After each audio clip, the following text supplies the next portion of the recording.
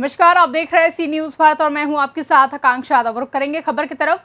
2022 उत्तर प्रदेश के लिए बहुत ही ज्यादा महत्वपूर्ण वर्ष है। इस साल प्रदेश में चुनाव होने हैं, जिसको लेकर तमाम राजनीतिक पार्टियों ने कमर कस ली है और प्रदेश की जनता का विश्वास जीतने के लिए हर मुमकिन प्रयास में लगी है।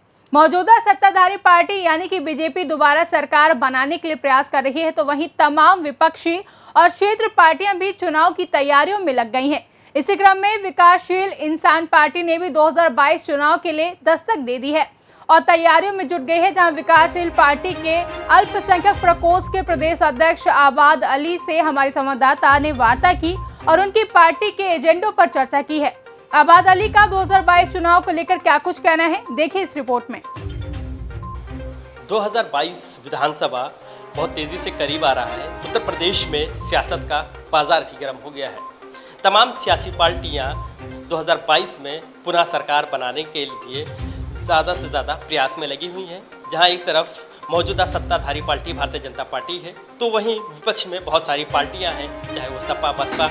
ऐसे में जो क्षेत्रीय पार्टियां हैं उनका भी काफ़ी ज़्यादा दबदबा होगा और क्षेत्रीय पार्टियां भी अब ज़्यादा से ज़्यादा अपने साथ लोगों को जोड़ रही हैं। इस वक्त हमारे साथ 2022 के चुनाव को लेकर चर्चा करने के लिए आबाद अली हैं। आबाद अली का बैकग्राउंड वैसे तो शिक्षा के क्षेत्र से था, मगर अब इन्होंने एक सियासी पार्टी ज्वाइन किया है। सर, जिस तरीके से आपने एक सियासी पार्टी ज्वाइन किया है, फिर उसके बाद 2022 चुनाव को देखते हुए क्या ये पार्टी ज्वाइन किया है, क्या ये पार्टी है और क्यों इस पार्टी को आपने चुना? मैं ये विकासशील इंसान पार्टी, जो कि बहुत युवा पार्टी है और बहुत जल्दी इसका 2 जुलाई को हमने आगमन किया था यहाँ पे। हमारे माननीय मंत्री जी मुकेश सहनी जी अध्यक्ष जी हैं, जिन्होंने आपके लखनऊ में कूच करी थी और लखनऊ में लॉन्चिंग करी थी उसकी। 2-2.5 हज़ार गाड़ियों के साथ हमने उनका स्वागत एयरपोर्ट से किया था, जिसमें आपने देखा होगा। तो मेरा मकसद देखिए, राजनीति में आने का सबसे बड़ा ये है कि राजनीति में पढ़े लिखों की कमी हो गई है बहुत ज़्यादा, और ऐसे लोग की ज़्यादा संख्या हो गई है जो करप्टेड हैं। कहीं से राजनीति में किस विचार को लेके आ रहे हैं वो बहुत महत्व रखता है आने वाली पीढ़ियों के लिए, देश के लिए बहुत आता है। तो एक पढ़ा लिखा एक व्यक्ति का आंध्र राजनीति में बहुत ज़्यादा आवश्यक है, तो इसलिए मैंने ये चुना है। आप जानते हैं कि एजुकेशन से आने का मतलब है कि एजुकेशन को जो अच्छा लेके चल रहा है तो वो देश के लिए भी अच्छा ही सोचेगा। जैसे हमने बच्चों को भविष्य सुधारने में हम काम करते रहे हैं, हम पूरी कोशिश करेंगे देश को अच्छा भविष्य लेके जाएं।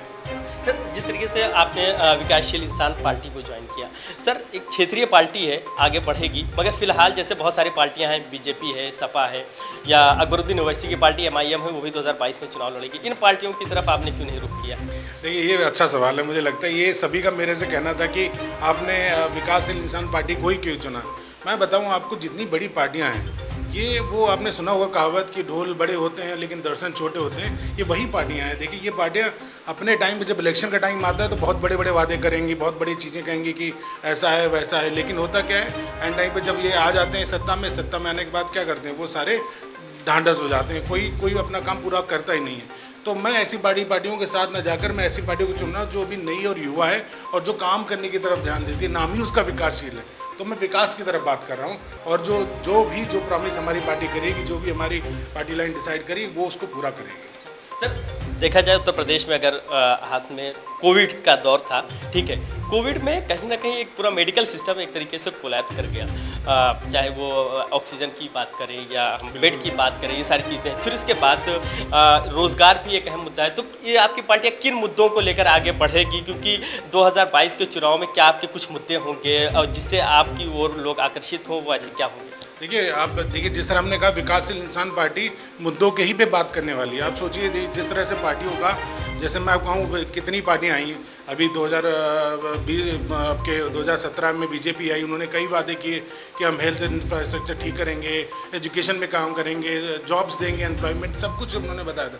लेकिन क्या हुआ, आप आज देखिए हालात क्या हैं। तो आज सत्ता पक्ष हो, चाहे आप समाजवादी ले लीजिए, BSP ले लीजिए, सबने अपने चुनावी वादे किए, पर पूरा किसने किया?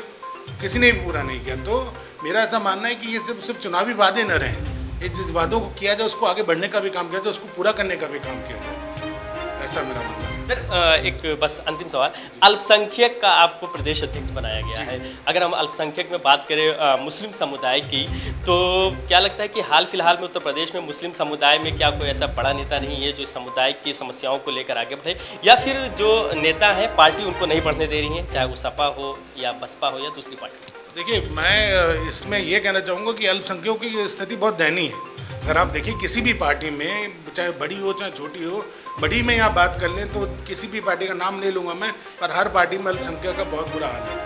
कोई भी नेता आगे नहीं आने दिया जा रहा, किसी को आगे बढ़ने भी मौका भी नहीं दिया जा रहा, और जो हैं भी उनकी दयनीय हालत बहुत ख़राब है। उनके मुद्दों को भी नहीं रखा जाता, और कितने मुद्दे अल्पसंख्यकों के हैं, चाहे आप स्कॉलरशिप ले लीजिए, चाहे आप एजुकेशन को ले लीजिए, चाहे आप किसी भी स्वराज को ले लीजिए, जितने भी रोजगार गारंटी योजनाएं प्रधानमंत्री की चले या जितने भी चलते हैं, कहीं भी उनका नामो निशान नहीं है। तो ये उनको आवाज़ देने के लिए एक नेता चाहिए, और जो नेता जब है ही नहीं अल्पसंख्यक का, तो किसी न किसी को तो आवाज़ उठानी होगी। तो इसी चक्कर में जो मुझे लगता है, अगर कोई आगे आना चाहता है तो उसको आगे आने देना चाहिए। और अगर आबाद अली आगे आए हैं और उन्होंने पार्टी का दामन थामा है, माननीय मुकेश साहनी अध्यक्ष जी ने हमारे जो है हमें एक मौका दिया है कि अपनी पार्टी को आगे ले जाके और अच्छे समाज को विकसित करें, तो मुझे लगता है बिल्कुल ज़रूरत है हमें, और मैं कोशिश करूँगा पूरी चीज़ों को कर सकें।